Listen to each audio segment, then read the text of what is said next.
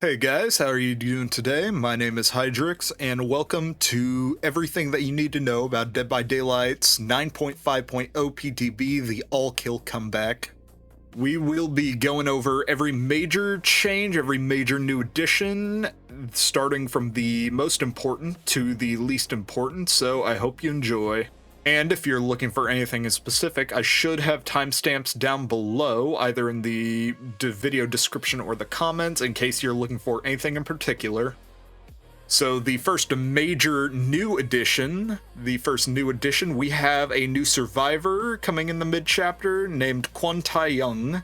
He is, from what I gather, a software engineer tasked with developing a virtual idol for Mighty One Entertainment, so he is tying into Trickster's lore a bit. Basically developing a virtual idol named Mina, which we actually see in the webcomics that Dead by Daylight's been releasing. Eventually, though, Mina starts to go a little crazy and become extremely obsessive over Kwon Tae-young, organizing the deaths of all his girlfriends, with all this culminating in Trickster breaking into Tae-young's apartment and throwing him off his balcony, where he is then brought into the entity's realm. So that's his lore, but going over his perks, the first one we have is Flow State. Whenever a generator is completed, you earn 1 token up to 5. And for each token you gain a 10% faster speed to cleansing and blessing totems, healing survivors, and unhooking them as well. So basically a fire up, but for survivors. The second perk that Kwon Tae-young has is a Place for Us, where it has 2 effects. The first one is while healing another survivor, you both gain the elusive, so it suppresses grunts of pain, scratch marks, and aura hiding. As well as when you finish healing the obsession, they gain elusive for an additional 30 seconds. But it also has the effect of Blood Pact from Cheryl Mason, where whenever the trial starts, you are less likely to be the obsession. And the last perk that Kwon Tae-young has is 5 moves ahead, where while in the killer's terror radius or being chased, you see the aura of the 5 closest pallets and windows, while also having the effect of dropping pallets 50% faster while active, causing it to then go on cooldown for 20 seconds. In total, Kwon Tae-young, I think, is a very decent survivor. Lore-wise, he is pretty solid, slotting in and expanding with the previous all-kill lore very nicely. His perks are all very decent and consistent, the weakest one, in my opinion, being a Place for Us, though they are a pretty similar strength level, not really being too powerful but not too weak. I'll have to definitely play more to get my final thoughts. While not my cup of tea, I do think that he will be a pretty popular survivor just due to his attractiveness, his cosmetics, and the fact that he is voiced by Kevin Wu, who is very popular in the K-pop space. But overall, very solid addition to the survivor roster. Our next major new addition is going to be the new map and new realm, the Trickster's Delusion map in the Sleepless District realm. It is just so beautiful and so different compared to literally every other Dead by Daylight map. The city atmosphere makes it feel lively, as well as all the neon signs. It feels very noisy and busy, which is a great distinction from pretty much every other map that we have currently in the game. It doesn't even feel like a Dead by Daylight map. Layout-wise, the Trickster's Delusion can be separated into 5 different sections. We have the nightclub area, the low streets, the high streets, the marketplace, and a street that goes through the middle, separating the high streets and marketplace from the low streets and the nightclub area. The marketplace area is very open and has a lot of short loops. It is pretty traditional looking as opposed to the busy urban feel of the rest of the map, and is also where you'll find the new shack, which is a little distinct compared to previous shacks, having one of the corners being elongated by a supporting pillar. Easter egg wise, there is a generator that will always spawn here in the marketplace. If you complete it, then the billboard behind you will light up and a firework display will begin.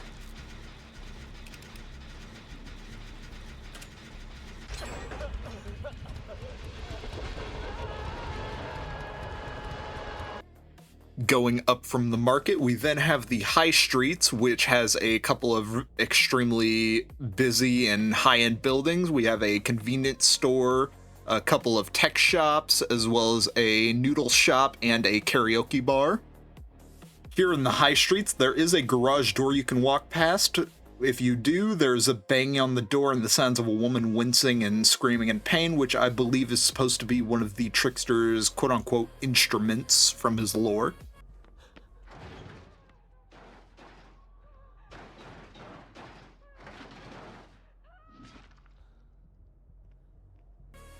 Going across the street, we have the main building of the nightclub. It is a pretty large main building with a large inaccessible area in the middle in the form of the dance floor at the bottom. The pallets that spawn inside and around the nightclub are pretty weak and can be played around pretty easily. They're pallets that you don't really have to worry about, however, I do think that's pretty okay considering how congested the rest of the map is with pallets. I think it evens it out. Completing the generator here in the nightclub will cause the smoke in the mosh pit to dissipate, as well as the DJ stand to activate, playing the Trickster's lobby music.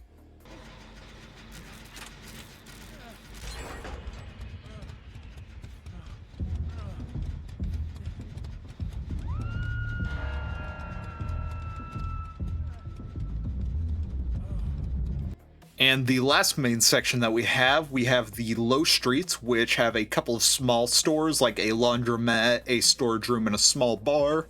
The buildings here are far smaller and far more grungy and run down compared to the buildings in the high streets.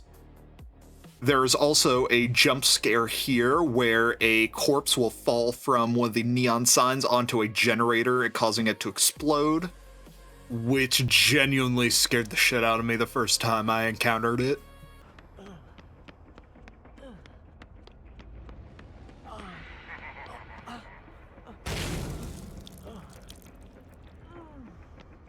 Aside from the gorgeous visuals, I do think this map is a tad bit too annoying on pretty much any killer besides stealth killers. A couple of frustrations that I do have are in the high streets mainly, just because of its proximity to Shack. It has a couple too good loops, especially for being that close to Shack.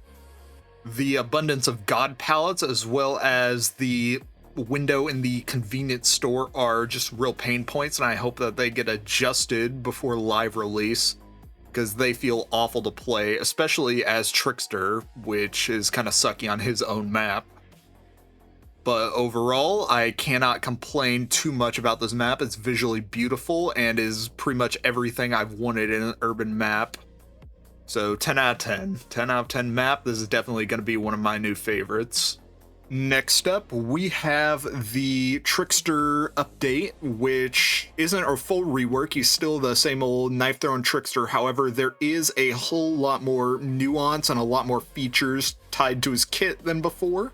Firstly, a lot of the changes that were brought about in the 9.5.0 patch have been reverted, so Trickster is back to a 4.4 meter per second killer. He again has a 24 meter radius with the 44 meter range lullaby, as well as his laceration meter being decreased to 6 from 8. His laceration meter has also been changed somewhat, now decreasing in whole numbers as opposed to previously decreasing in decimals, which was really awkward and screwed with you a lot. As well as this, entering and exiting throw states has been slightly decreased, while the movement speed in throw state has also been decreased as well to make it a little more smoother in some aspects while not encouraging you to remain in throw state for long periods of time. However, the biggest thing that has changed is the new style rank system appearing as a diamond at the top of your screen that starts at E rank and progresses through D, C, B, A, and finally as S tier as you rank up. You increase your style rank by performing combo actions, which are triggered when 2 back-to-back gameplay actions are performed in succession. Actions including hitting a survivor with a blade for the first time, injuring a survivor from a laceration or basic attack, hooking a survivor, breaking a downed pallet or breakable wall, damaging a generator, snuffing a boon totem, hitting a survivor with 4 blades consecutively, hitting a survivor with a blade from at least 16 meters away, interrupting a survivor, and hitting survivors with blades through small gaps all increase your style rank. With each successive rank, your throw speed as well as your blade reload time are both sharply improved. However, if one of these actions isn't performed within a certain amount of time, the combo will end and cause your rank to decrease by 1, encouraging a very momentum-based and active playstyle where you want to do as many distinct actions as you can as to not decrease your rank. At S rank, immediately upon hitting it, Trickster will lose his lullaby and his terror radius will grow to the size of 44 meters, and any survivor within this 44 meter radius is revealed by Killer Instinct for a short duration. For the duration of S rank, Trickster will have a neon vignette around him, notifying survivors that he is at S rank. During S rank, Laceration will decay extremely slow, as well as he will be at his maximum throw speed and locker reload time. Main event is now tied to S rank, where Trickster can cash in S rank at any time to perform the main event, throwing an infinite stream of knives for a short duration. After S rank expires or after main event is used up, the Trickster will decay back to E rank. However, if you did use main event, for every knife hit that you got, it will add style points for every knife hit, allowing you to rank up way faster instead of going immediately back to E rank, which is nice. In terms of his add-ons, pretty much every add-on has been changed aside for, I believe, 3 of them. Some notable add-on reworks are Memento Blades, which now gives him a reticle whenever he aims his blades. There is the Lucky Blade, where on every 8th blade hit, a random bonus is assigned at random, including either a double to the laceration, giving you 3% haste, or an additional style point. The Waiting for You watch, which causes survivor auras to reveal whenever their laceration meter fully decays. There's the Edge of Revival album, which grants double laceration progress for blade hits farther than 32 meters away. The Cut Through You single, which, when reaching a new style rank, it adds a 1% haste bonus until the style rank decreases. And finally, the Iridescent Photo Card, which increases the main event duration by 100%, and during main event, you have your aura revealed to survivors, and you block all generators for 6 seconds. Cosmetic-wise, Trickster has also received a ton of love, as now he has brand new intro animations, both in the lobby and in-game, as well as a ton of new voice lines when hooking, moriing, and all the other actions. Overall, Trickster's strength doesn't really change too much. He still is a killer that struggles in map pressure, but is extremely strong in one-on-one chases, being extremely deadly on short loops, as well as when survivors are grouped up, while struggling a bit more on indoor maps, as well as extremely high loops. One thing I really like is how punishing it is to spam blades. Because of the decreased movement speed while you're throwing and the decreased maximum blades, you are rewarded far more for patience and knowing when to use knives or go for the M1, as opposed to doing what you normally do in live and just the random bullshit go. I do think, however, that more punishment should be in order for doing stuff that really isn't very skillful, like if you spam too many blade hits without hitting anything, or if you remain in throw state for a long period of time, you should decrease a style rank. But overall, I do find Trickster a lot more enjoyable than he is on live. Next up, let's talk about perk updates. First up, the perks Better Together, Unbreakable, and Forced Hesitation now only trigger whenever the killer is responsible for putting the survivor into the dying state, so it no longer can be triggered by perks like Plot Twist. Both Genetic Limits and Terminus have their effects activate way earlier than they used to, making them feel far smoother and more consistent to use whenever their effects do proc. Pop Goes the Weasel also received a small update and is now back to damaging based on total generator progress instead of being based on the current repair progress. Now into actual reworks instead of the updates. We have Fast Track, where now instead of adding to the generator repair progress on a great skill check, it now adds 2 permanent charges to the generator, similar to Scavenger and brand new parts. Self-preservation now activates whenever a survivor is hooked and grants elusive for 30 seconds. And lastly, Hex Crowd Control now lights on a dull totem whenever a survivor medium or fast vaults a window for the first time. After being lit, the last 6 window vaults that survivors had medium or fast vaulted are blocked, as well as you now have the effect of basic vaulting windows 15% faster and seeing the auras of the blocked windows as well.